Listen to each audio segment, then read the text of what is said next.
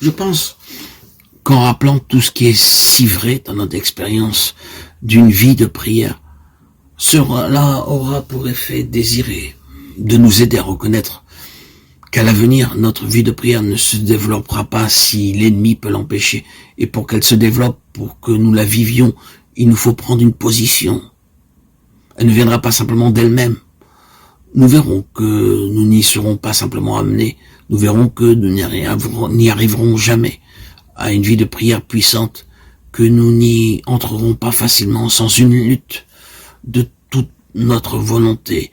C'est un combat, c'est un défi contre l'ennemi. Nous verrons que nous serons formés et brisés, qu'il y aura un conflit, une bataille pour avoir ce temps de prière. Et que l'ennemi se saisira tout le temps, en permanence, de tout le domaine des choses pour s'y opposer.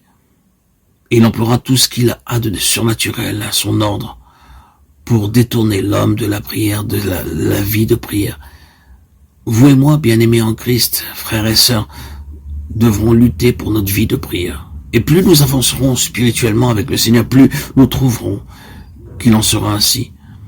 Ce n'est pas que l'ennemi cherche à nous empêcher, vous et moi, d'avoir une vie de prière personnelle.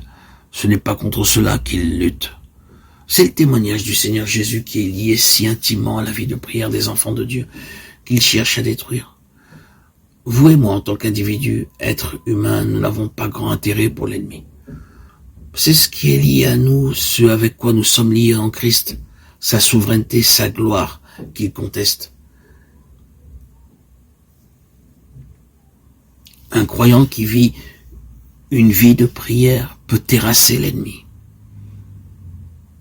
Un croyant impliqué dans la prière effraie l'ennemi. Ne comprenons-nous pas, ne sommes-nous pas frappés très fortement par le fait que cette résistance opposée de la part de l'ennemi contre notre vie de prière implique, et d'ailleurs elle fait plus qu'impliquer, elle déclare et proclame positivement que la gloire et l'honneur du Seigneur sont témoignages, sont avant tout défendus par la prière. La prière est l'arme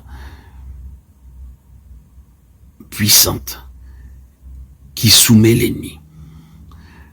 Si elle est le point central de l'activité de l'ennemi, elle signifie donc que les intérêts les plus hauts du Seigneur sont assurés par la prière. Et cela met la prière à la première place. Cela n'est certainement pas nouveau et cependant, il est bon de souligner encore et toujours cette immense et grande vérité.